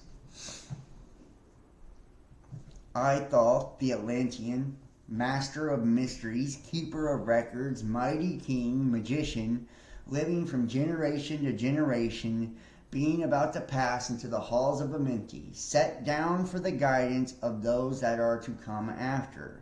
These records of the mighty wisdom of great Atlantis. So when we think of, like, and, many people have been talked about this, like those, like Helena Blavatsky and Alice Bailey and, Crowley and the Nazis and just a million people over time that have subscribed to these Aryan races and shit like that. It was because they believed that there were like 5 master races, of humanity, and they took place after different elements and were in different epochs of time. I believe it was like Aries, Taurus, Pisces, now Aquarius, right? So we're like at the 4 out of 5 or something like that, of these races. And that it started as astral beings, that was like the first race. And it's like, now we're like, then to water beings, and now it's descending back up to air, and that's the Aquarian thing. So it's like, these were preservations of our knowledge, to make sure that we evolve to the next epoch, the next cycle. And he's even saying, I, Thoth the Atlantean, master of mysteries, keeper of records, mighty king, magician, living from generation to generation, being about to pass into the halls of Amenti, set down for the guidance of those that are to come after, like of the species of man that comes after these Atlanteans. These records of the mighty wisdom of great Atlantis, and the great city of Kior on the island of Undal. In a time far past, I began this incarnation, not as the little men, so they were way smaller, we are way smaller than they were, of the present age did. The mighty ones, remember, mighty, men of renown, men of old, like, this is the giants, these are Nephilim. The mighty ones of Atlantis live and die, but rather from aeon to aeon did they renew their life in the halls of Amenti, where the river of life flows eternally onward. 100 times 10 have I descended the dark way that led into light, and as many times as I have ascended from the darkness into light, my strength and power renewed. Now for a time I descend, so it's saying we cycle, from darkness to light, Now for a time I descend, meaning going down in consciousness, and the men of Kim shall know me no more. They shall know this master of mystery, right? This mighty king, magician, right? Living from generation, this spirit, right? No more. But in a time yet unborn will I rise again, mighty and potent, requiring an accounting for those left behind me. Then beware, O men of Kim, if you have falsely betrayed my teaching, for I shall cast ye down from your high estate unto the darkness of the cave from which ye came. Think about that. These mysteries, Illuminati and Freemasonry and all of this, these secret societies. If you have betrayed my teachings, I'll cast ye down from your high estate. So it's like, when this spirit comes back to the earth and this wisdom, this knowledge is like available to everybody again, It's like, I find out that you have used this to betray your brothers and sisters, and I find out, like it's going to bring you down. Betray not my secrets to the men of the north or the men of the south, lest my curse fall upon you. And what's that mean? Men of the north, I believe the north in the Greek or it could be the Hebrew, means hidden or the deep. It's like space, right? So the men in the higher realms, men in the south is the lower realms. It's saying, don't betray my shit to the angels or the demons. Don't choose a side. It's like saying, and it's like, we do this too. Think about the war we create within ourselves all the time, or the wars that we create between good and evil. So these men of the north or the men of the south, either they believe they're serving the angels or fucking aliens or God, or they believe they're serving demons or the devil or whatever. Like, it's what he's saying. Don't betray my secrets. Remember and heed my words, for surely will I return again and require of thee that which ye guard, your soul. I, even from beyond time and from beyond death will I return, rewarding or punishing as ye have requited your trust. Great were my people in the ancient days, great beyond the conception of the little people now around me, knowing the wisdom of old, seeking far within the heart of infinity, knowledge that belonged to earth's youth. Wise were we with the wisdom of the children of the light, who dwelt among us. Strong were we with the power drawn from the eternal fire. And remember, when we were looking at, that first text, these children of the sons of the law of one, it's Ra, the law of one, right? So these are all the same characters, the children of the light, and the children of Belial, the children of darkness, All of these, greatest among them children, was my father, Thoth me. It just thought me, right? Keeper of the great temple, link between the children of the light who dwelt within the temple and the races of men who inhabited the 10 islands. And we talked about Jacob's ladder, these 10 levels to get to heaven. Mouthpiece after the three, the Trinity, of the dweller of Unal, speaking to the kings with a voice that must be obeyed. Grew I from a child into manhood, being taught by my father the elder mysteries, until in time there grew within the fire of wisdom, until it burst into a consuming flame. And I want you to think too, grew I from a child into a man. We are in the age of Horus. Horus is the age of the child. Right? Grew I from a child into a man, being taught by my father the elder mysteries, being taught by God. Right? And in time there grew with a fire of wisdom, which is your spirit. Fire represents magic or spirit, until it burst into a consuming flame.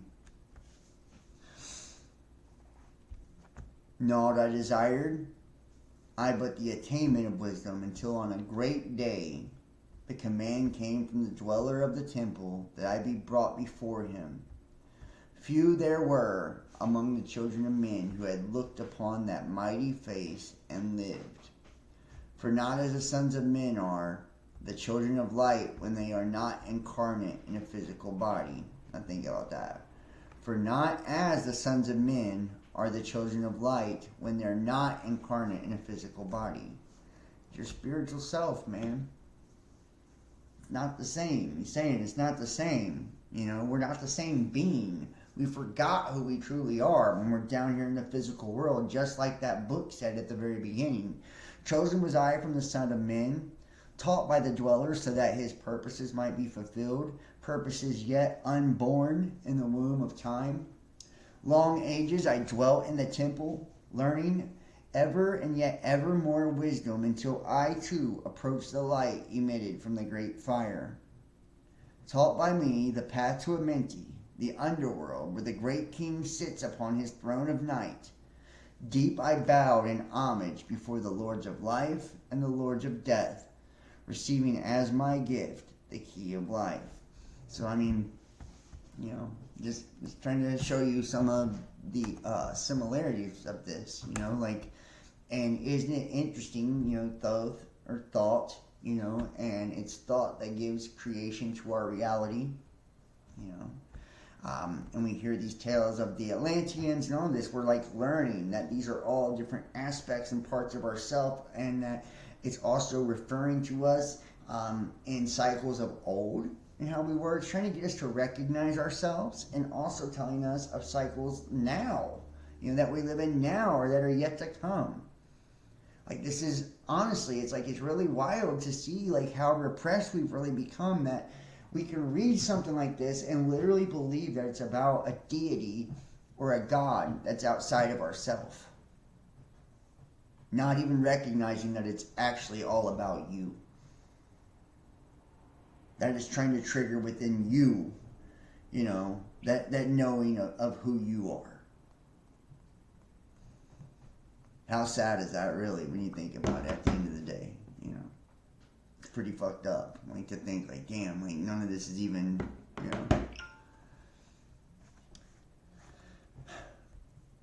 And as we heard in a lot of these, Re, which is Ra, right, the sun god.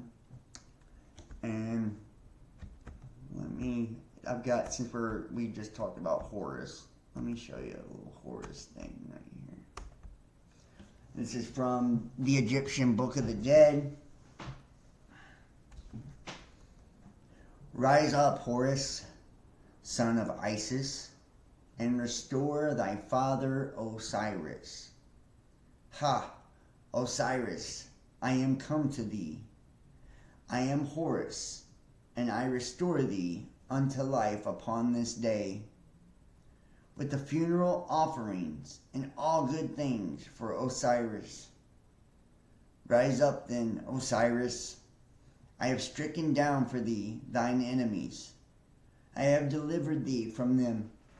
I am Horus on this fair day, at this beautiful coming forth of thy powers, who lifteth thee up with himself on this fair day, as thine associate God. Ha, Osiris, thou hast come, and with thee thy Ka, which uniteth with thee in the name of Ka-Hotep. He glorifieth thee in the name of the glorified. He invoketh thee in thy name of Hekau. He opened for thee the pass in thy name of Apuat. Ha, Osiris, I come to thee that I may set thine adversaries beneath thee in every place, and that thou mayest be triumphant and present of all the gods who are around thee. Ha, Osiris, thou hast received thy scepter, thy pedestal, and thou flight of stairs beneath thee. And, just to kind of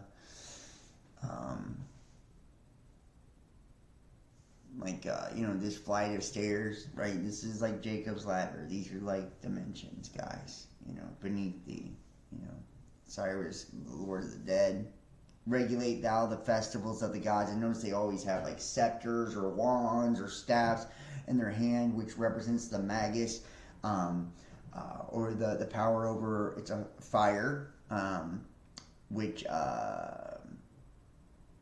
is the spirit. So it's like command over the spiritual realm, right? Having command, power, or rulership. Kings a lot of times have scepters in their hands, right? It's a kingship, right? Which can also represent those that are 40 years of age or older, because in the tarot it's 40 years to become a king, which just means like being wise or fully matured too as well. So being fully matured in the spirit and having authority over something, right? It's and a king, you got to think, at one time was a prince, right? They have like claimed their inheritance, claimed their authority.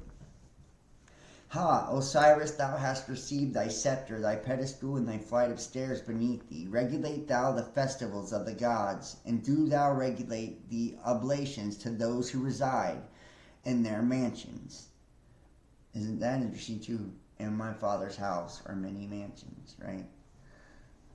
Grant thou thy greatness to the gods whom thou hast made, great God, and make thine appearance with them as their ensign. Take thou precedence over all the gods, and listen to the voice of Maat on this day. Said over the oblations made to the strong one on the festival of Uaka. Right, and these festivals are usually around like solstice and shit like that. And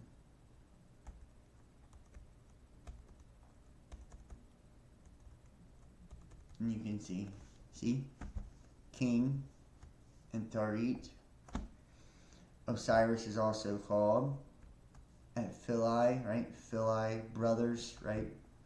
And in the second line of this chapter, he is called Entorit, which I wonder if that has to do with Taurus, right? Like the bull, the astrological or the era of that. If not identical with Abydos, right? Or Abaddon, probably. Which may have been a part of that town or on its immediate neighborhood. So I'm just saying, you're going to see a lot of this stuff. These symbols, these utterances here. Now,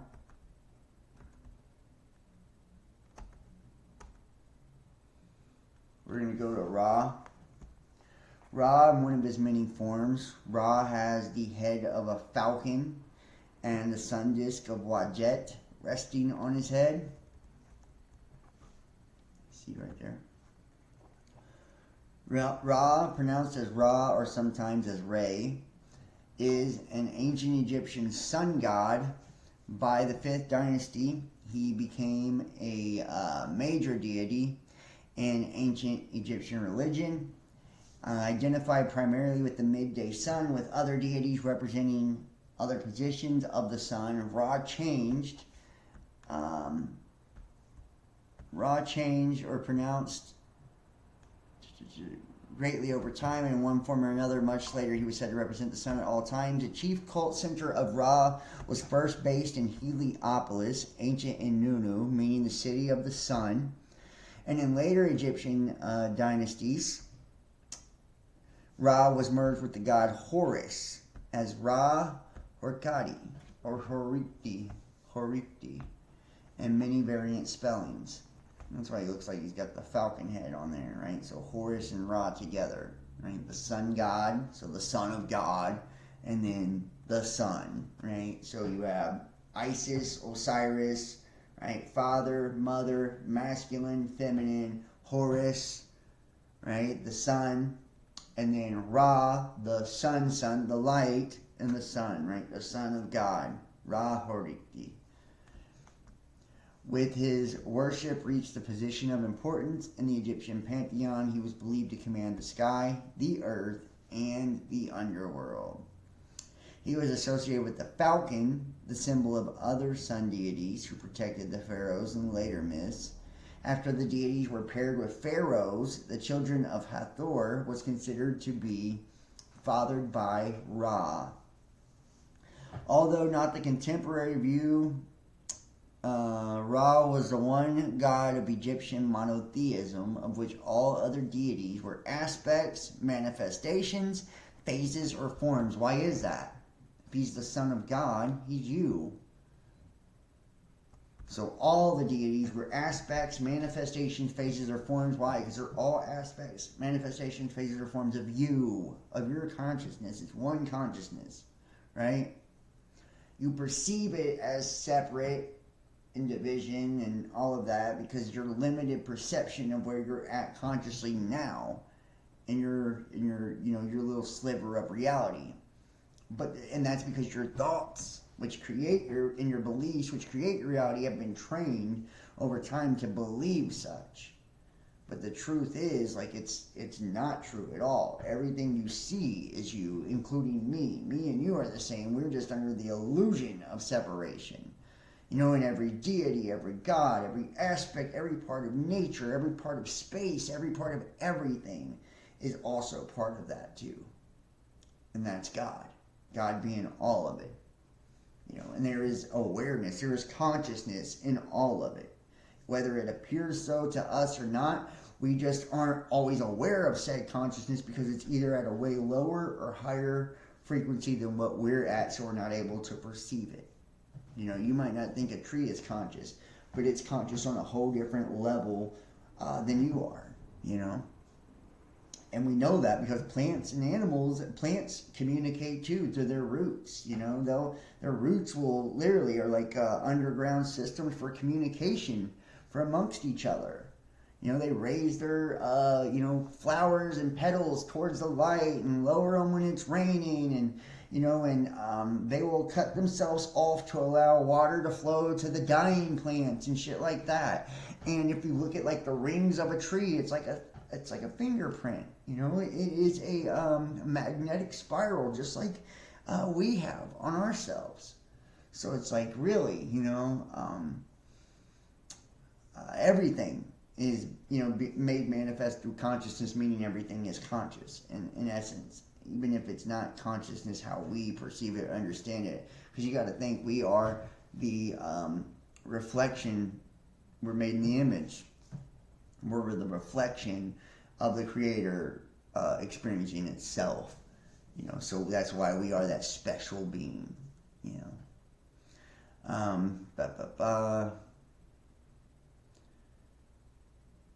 It appears almost certain, rather, that the great Ennead, the deities of Atum, Geb, Isis, Osiris, Nephthys, Seth, Shu, and Tefnut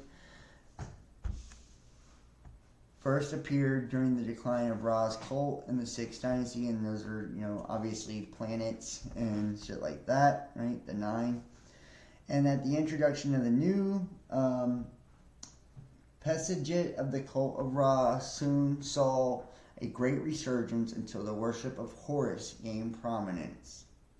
Afterward, worship of the syncretistic solar deity Ra Horikti Herakti, Ra, who is Horus of the two horizons, in the two horizons, higher and lower.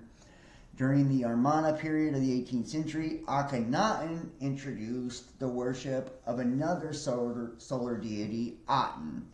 The deified solar disk represented his preferred regional deity as he attempted to lessen the influence of the temple of Atum.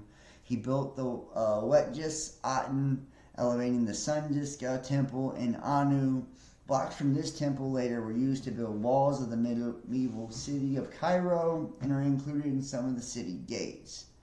In the later myths, Ra was seen to have created Sekhmet, the early lioness war goddess, who became Hathor, the cow goddess, after she sufficiently punished mankind as an avenging eye of Ra.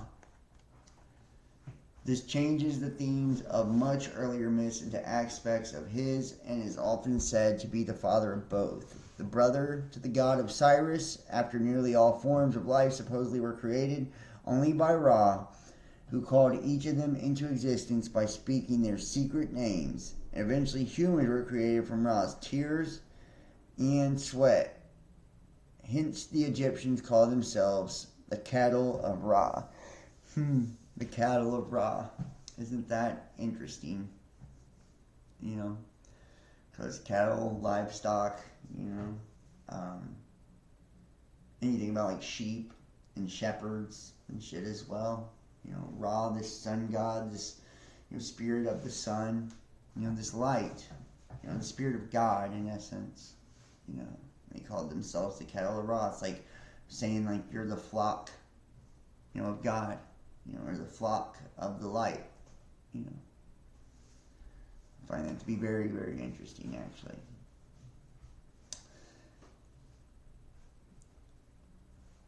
Ra shared many of his symbols with other deities, in particular Horus, who is depicted as a falcon.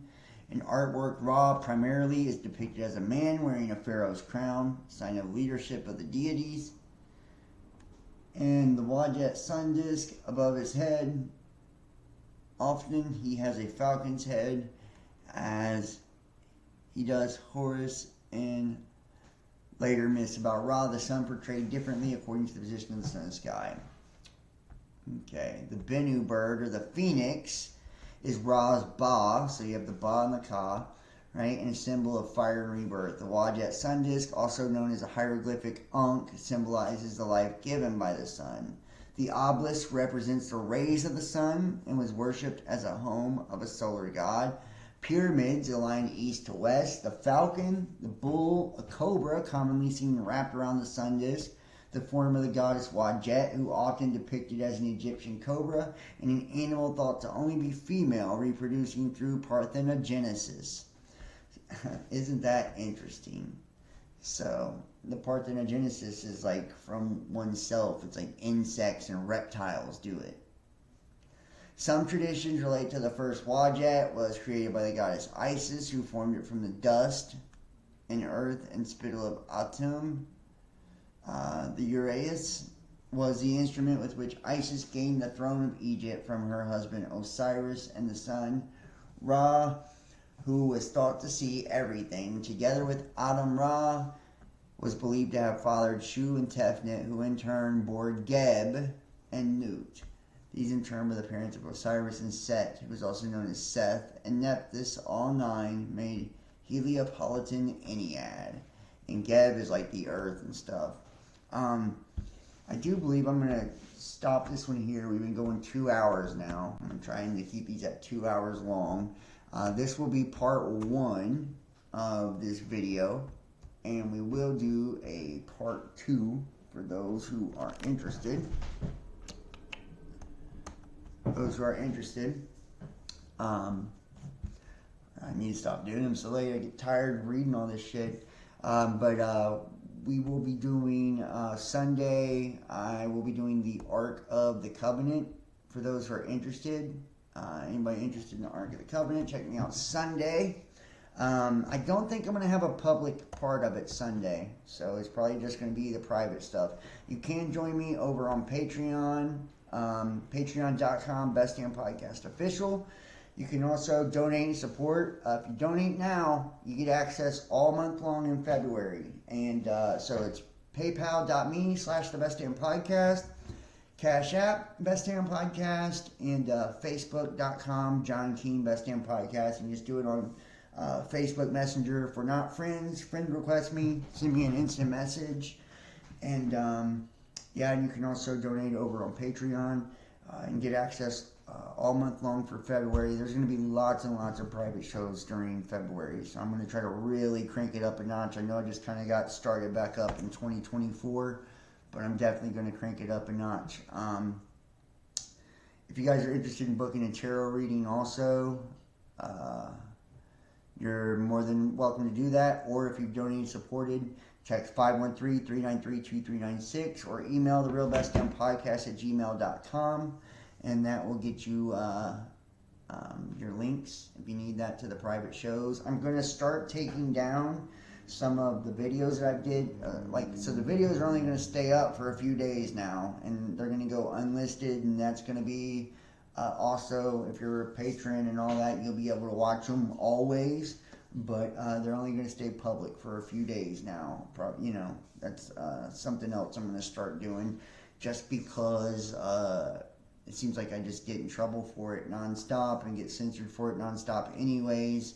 So in order to kind of preserve the channels and to give something to those, who, support me and help me out, it's appreciated. I know it's really hard for a lot of people nowadays, so I'm trying to make sure I do as much free content as possible. So check out the daily readings, the monthly readings, and all that good stuff.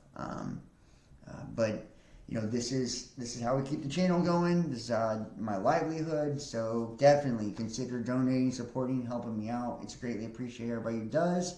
And like I said, we'll be, the video will only be up for a few days, and the next part will come out.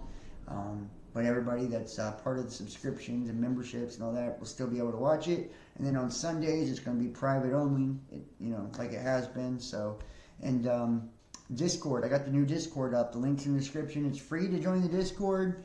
After the shows on Sundays or during the shows, we're going to be doing, chats over there and all of that. So be looking for Twitter Spaces. Join me, Twitter, The Real Best Damn. Facebook, Instagram, Best Damn Podcast.